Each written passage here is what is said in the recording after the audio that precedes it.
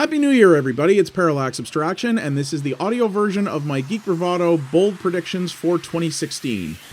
If you prefer to read the post or want to see a whole bunch of relevant links, you can find a link to the original post in the video description. Here we are, another new year and another set of bold predictions. I've been doing this for a while now, and it's always a fun little test and time capsule. In previous years, I do a post before the new predictions where I would go over the previous years, see how right or wrong I was, and do a little scoring thing. I decided to do away with that as it takes a while to write and it's easy enough to just look at last year's predictions, and if you're a regular reader, you probably know the answer to most of them already. I actually did pretty good last year. Some of my predictions only came half true, and a few I was dead wrong on, but I did well with a number as well. Not that many of them were positive though, so I kinda wish I was more wrong. As usual, all of these are focused around gaming or tech, mainly because I don't like to guess at politics or world events because, as the last couple of years have shown, there's a lot of things no one saw coming. I had fewer predictions last year than the year before, and actually have even fewer this year. Though to be fair, a couple of those were very easy ones or repeats from previous years I kept in to be snarky, and I've tried to eliminate those. I'd love to hear what your own predictions for the year are. Leave them in the comments and let's see who's right. Gaming. Virtual reality will not be a hit. The Oculus Rift, HTC Vive, and PlayStation VR units are all due to ship this year. I have a bigger post coming at some point on this subject, but while the hype among enthusiasts is undeniable and strong, VR is not going to even scratch the mainstream for some time. It's too hard to demo, expensive, cumbersome, and right now you need a beast of a PC to use it at all. These are things that can be overcome with time, and I think all the manufacturers know this. However, in 2016, only wealthy nerds will be in on it. Star Citizen will experience significant turmoil. It's now raised over 9 figures of financing, and aside from some horribly running demo sections, isn't even close to a state of sort of resembling maybe being ready to ship. Admittedly, all anyone knows about the state of this project is rumors, but those include a massive cash burn rate, frustrated staff, and several high-profile team departures. Chris Roberts hasn't been in the games business for a long time, and frankly, looks like Tim Schafer if given the most insane of budgets. I think the big backers of this are in for a rough ride. A new AAA IP will come out this year that will be a surprise hit. New AAA IPs are rare enough these days, but several are coming with more rumored now that the public has shown with new console sales that yes, they do want this stuff. A couple are already known about for this year, and while it usually takes a couple of sequels for them to get big, I think one of these will greatly defy expectations with its first iteration. The Division will release when Assassin's Creed normally would. That series will take a year off. Assassin's Creed Unity was a disaster, and while I thought Syndicate had major issues, most reviewers thought it was great. By all accounts, though, it sold very poor by series standards. The Division is the long-delayed next big thing for Ubisoft, and I think they're going to position that as their fall tentpole this year, and will finally give Assassin's Creed a year to breathe and maybe figure out how to write a coherent story. Watch Dogs 2 will be announced this year with a release date of early 2017. I didn't think Watch Dogs was as bad as many did, but it sold very well and a sequel is inevitable. Ubisoft's been silent about it, but I think this is the year they trot it out. Far Cry Primal is their big Q1 release, and I think Watch Dogs 2 will be that for next year. The newly re-independent People Can Fly will announce their first title is a new Bulletstorm game, but it will be a smaller, digital-only release. People Can Fly bought themselves back from Epic Games last year, and they haven't said anything since. They own the Bulletstorm IP, and it's rumored to be their first title. The first game undersold expectations, so if they do make another one, I doubt it would be a AAA retail release. Whatever they do with Bulletstorm, I'll play it. Another well-known Japanese publisher will announce they are leaving the video game business. Konami didn't so much leave the industry as set the bridge on fire as they left. The console and traditional handheld business in Japan isn't healthy, and a lot of big publishers there are trying to figure out what to do as a niche Western audience alone can't sustain them. Capcom can't decide if they just want to be in the remasters business, and several big developers have been swallowed up by mobile companies. I think a publisher whose name hardcore gamers would recognize will leave the big games space.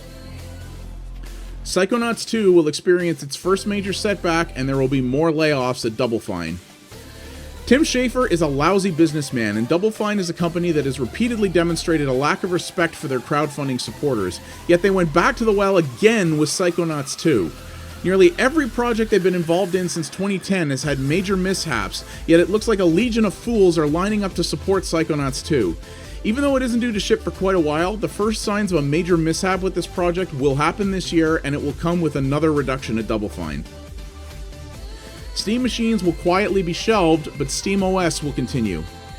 Steam machines have been a colossal flop, and SteamOS is a mess. No one wants to pay a pile of money for an underpowered PC running an OS that can only play a fraction of the Steam catalog and which runs most games like garbage compared to Windows. Valve's invested too much time, money, and PR into SteamOS to shelve it, and it'll continue to improve, but the branded Steam Machines initiative will be killed off or lose so much vendor support as to be even more irrelevant. Valve will announce a second Steam controller model that's closer but not exactly like a traditional controller. It will release alongside the current model. Aside from a few fans, the Steam controller is a bust, and most people think it's notably worse than traditional controllers. Again, Valve's put too much into it to abandon it, but I think they will release a new model more closely resembling what gamers recognize to try to hedge their bets. No Man's Sky will be delayed to 2017, but launched with PlayStation VR support. This is a project whose ambition is massive, but it's also being made by a tiny team, and I just don't think they'll make it out this year. Sony has been behind this game in a big way, and I've no doubt they'd love it to work with PlayStation VR.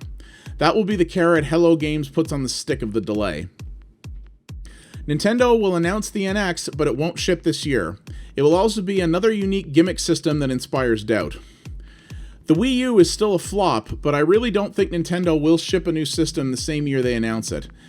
They also can't just make another system like the Xbox and PS4, as that's a market they already lost with the GameCube. They have to make something totally out of left field if they want to stay in hardware. As all of these systems do, it will inspire doubt as to its viability. At least one well-known indie developer or small team studio will close. The term indieocalypse has been thrown around in the last year. The indie game space is incredibly overcrowded, far more than AAA, and only getting more so since platforms like Steam are useless at helping people determine what is and isn't crap. It's just not possible for all these games to succeed, not even all the good ones. This is the year it starts claiming some high-profile victims. The mobile games market will continue to consolidate around a handful of successful, scummy titles, and the rest will flounder. This largely happened in 2015, but it will get even worse this year.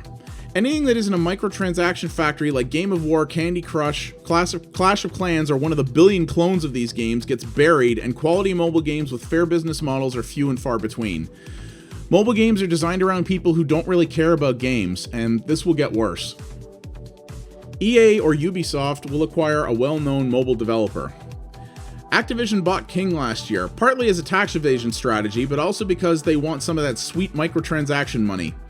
Many of the previously well-known developers like Rovio are now starting to struggle as they largely missed the boat on this trend. EA is well entrenched in mobile already, but I'm sure would love to get bigger, and Ubisoft I'm sure would love one of these big players in their stable. Harmonix will either be acquired or undergo a significant reduction. I feel bad for this company. They rode a huge high during the music game era, then got kicked out by their parent company for a song. They've done a bunch of smaller experimental games that didn't seem to garner much interest, and by all accounts, Rock Band 4 has been pretty much a flop, and they've lost several well-known staff members. I don't know how much longer they can keep this up, and their Vulture Capital backers must be getting frustrated. I suspect they'll be sold off to another company, my guess is Ubisoft, as they could complement Rocksmith, or significantly downsize to try and stay in the game. The outrage-based press will double down on this strategy, and it will continue to fail them. This has already been happening. Not knowing any other way to get clicks, they are continuing to get crazier, more arrogant, and more hateful of their audience. The thing is, it's not working. Their traffic continues to decline as they continue to amp up the clickbait to try and counter it. It's not going to work, and those sites that keep this up will keep sinking. And they deserve to. Gamergate as a movement will continue to wane in numbers, but will continue to be the stand-in for politically correct outrage. Gamergate still exists, but it's completely lost any focus as a consumer revolt, and most of what's left is the lunatic fringe that is as eager to be offended as every perceived slight as the other side is. However, it's also become a universal term for any outrage-based outlet that's looking to make a point at how evil anyone is who doesn't think in lockstep with them. We're going to see the movement become less relevant, but definitely not the term. At least one prominent games journalist will become a full-time YouTuber. I think this is inevitable, and truth be told, it's already happened. The major game sites don't pay decently, many of the journalists already see the writing on the wall, and many have managed to get huge follower numbers on their personal YouTube channels because they're able to use their press privilege to create an audience with no effort or without having to put out actual quality content. My guess is that Patrick Klepek will be the one to do this first, but it could be any number of them. An old guard Giant Bomb personality will leave the site. My guess is Alex Navarro or Jeff Gerstmann. I'm still about as big a fan of Giant Bomb as they come. The people, I think the community is awful. But I'll say it, the site has been a fraction of its former self since we lost Ryan Davis. Alex Navarro doesn't seem to actually do much there anymore. He sits on the Beastcast and a couple of videos a week, but barely writes anything anymore. It feels like he's just lost his passion for this since in the last couple of years. He's also friends with all the big outrage writers, and it really feels like he'd be more at home in a place like Polygon or The Verge, possibly writing about something other than games. As for Jeff, he used to be one of the most energetic, flamboyant personalities at the site, and has become its biggest drag. He seems to hate about 85% of all games that come out now, and after listening to their Game of the Year podcast, I can think of less than 5 he actually enjoyed. When the things he most gets excited about are clicker games and WWE Supercard, something is up. Since Ryan passed, he seems to just be going through the motions and seems to actively dislike what he does. I don't know what he'd do if he left, but I don't see how he stays around when he's this cynical. He's also getting married soon, and maybe then he'll choose to just do something else with his new family. Technology. Smartphone sales will drop across the board, and Apple's financials will take a hit from it. Many analysts have already predicted this, and while I think most analysts are full of it, you can already see this trend starting with other manufacturers. Smartphones have long surpassed the point of innovation where people want to upgrade them every year. Given that Apple is a smartphone company first and everything else a distant second, this is going to sting them. BlackBerry will finally announce they're leaving the smartphone business. By all accounts, their new Android-based devices are kinda neat, but I think they're also ridiculous. BlackBerry was supposed to be transitioning to a software and services company, and the aforementioned downturn in smartphones will push them over. Seriously guys, you lost phones. Just let it go.